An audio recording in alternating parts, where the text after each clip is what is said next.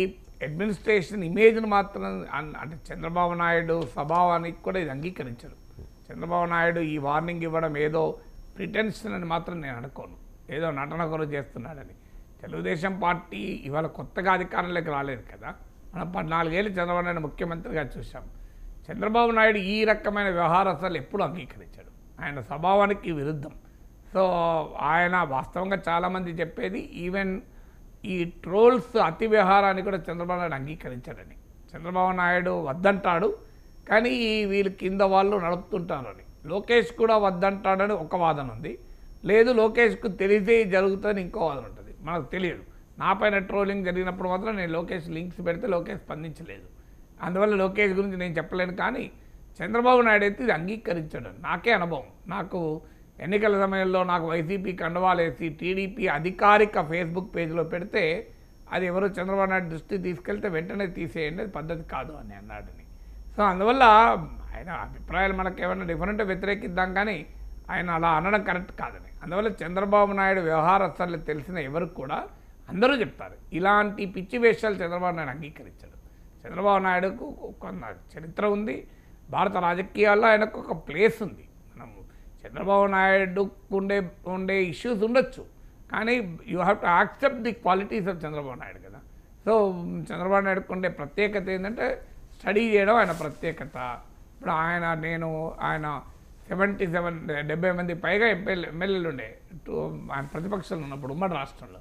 వాళ్ళ ఎమ్మెల్యేలకు క్లాస్ చెప్పమంటే నేను ఎన్టీఆర్ ట్రస్ట్ భవన్కి వెళ్ళి క్లాస్ చెప్పాను. నాకే ఆశ్చర్యం వేసింది. 2 గంటల పాటు చంద్రబాబు నాయుడే దానికి అధ్యక్షత వహించాడు. సో మాజీ ముఖ్యమంత్రి, ప్రతిపక్ష నేత, ఒక పార్టీకి అధ్యక్షుడు అని అవసరం లేదు కదా. ఎవరో టీడీ జనార్దన్కో ఎవరికైనా చెప్పాను, ట్రైనింగ్ చూసే వాళ్ళు చాలామంది ఉంటారు కదా. బట్ ఈ హిమ్సెల్ఫ్ సార్ 2 hours వేదిక పైన నాతో నేను మాట్లాడుతున్నంతసేపు ఉండి పాయింట్స్ నోట్ చేసుకొని నన్ను ఇంట్రడ్యూస్ చేసింది చంద్రబాబు నాయుడే. తర్వాత సమప్ కూడా చంద్రబాబు నాయుడు చేశాడు. అది మామూలు విషయం కాదు కదా. ఎంతమంది నాయకులు అంత సమయం కేటాయించగలుగుతారు? జగన్మోహన్ రెడ్డి చేయగలుగుతున్నా? ఇంపాసిబుల్. జగన్మోహన్ రెడ్డి గంటలు కూర్చొని విని నోటు రాసుకుని. అఫ్కోర్స్ నాకు జగన్మోహన్ రెడ్డితో అనుభవం లేదు అలాంటిది, కానీ అందరూ చెప్పేది అయితే జగన్మోహన్ రెడ్డి అంత ఈజీగా వినడు అని. బట్ వీ డోంట్ నో, నాకు జగన్మోహన్ రెడ్డితో పర్సనల్గా ఇలాంటి ఎక్స్పీరియన్స్ ఎప్పుడు కాలేదు. సో అందువల్ల చంద్రబాబు నాయుడు నేను పర్సనల్గా చూశాను కనుక ఆయన క్లాస్ నా ఉపన్యాసం అయ్యేంత వరకు ఉన్నాడు ఉండి నేను చెప్పిన పాయింట్స్ అన్నీ మళ్ళీ ఆయన సమ్మరీ కంక్లూడ్ చేశాడు.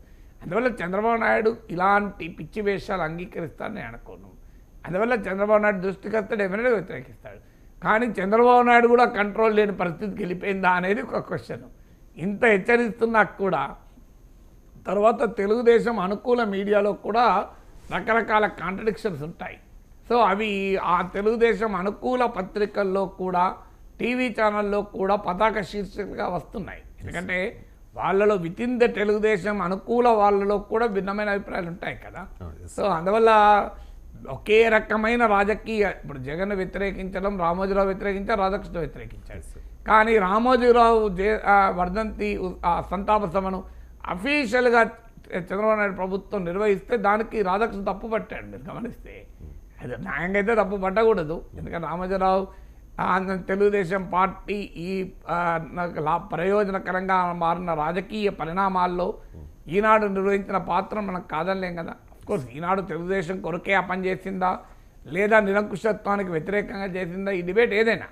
So Ramoji Rao contribution to the world of journalism, Telugu భాషకు, తెలుగు సినిమాకు, తెలుగు మీడియాకు ఆయన కంట్రిబ్యూషన్ కాదనలేం కదా. బట్ ఏదైనా వాళ్ళలో కూడా ఉంటాయి, కాంట్రడిక్షన్స్ ఉంటాయి కదా. అందువల్ల ఇవన్నీ కూడా మీరు సాక్షి పత్రికలో కాదు, ఆంధ్రజ్యోతిలో కూడా ఫ్రంట్ పేర్లు వస్తున్నాయి, బ్రేకింగ్ న్యూస్ కూడా సార్. సో అందువల్ల వాళ్ళకు కూడా కాంట్రడిక్షన్స్ ఉంటాయి కదా. సో అందువల్ల ఇలాంటి అంశాలు బయటకు వస్తున్న కొద్దీ ప్రజల్లో వ్యతిరేక అభిప్రాయం క్రియేట్ అవుతుంది.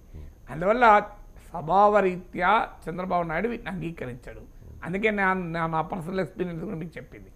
ఈ చెత్త పిచ్చి పిచ్చిగా ట్రోలింగ్ చేయడాన్ని, ఇలా తమ పార్టీ వారైనా ఇష్టం వచ్చినట్టు బిహేవ్ చేయడాన్ని చంద్రబాబు నాయుడు అంగీకరించాడు. ఆయన స్టాండర్డ్స్, ఆయన వాల్యూస్ ఇంతకుముందు చెప్పాడు కదా, కరెక్టే. అది he has his own standards and values. Chandrababu Naidu బూతులు తిట్టాక మనం ఎప్పుడైనా చూసామా? That you cannot even expect కదా, ఇమాజిన్ కూడా చేయలేవు.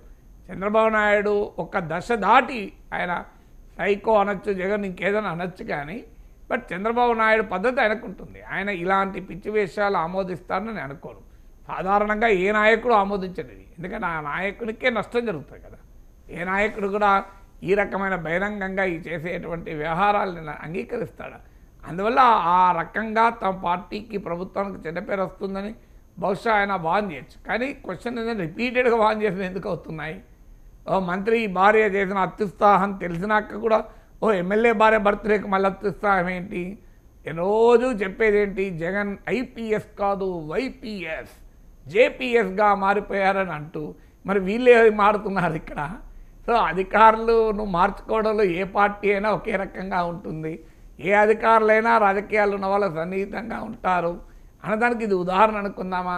ఇప్పుడు జగన్మోహన్ రెడ్డి కాలంలో వైసీపీ అక్రమాల కంటకాగారు అధికారులను రోజు మనం చూస్తున్నాం కదా. మరి ఇదేం వ్యవహారం? మీరు ఆ నాయకుల కంటకావడం కాదు, నాయకుల కుటుంబ సభ్యులు కూడా అంటకావడం ఏంటి?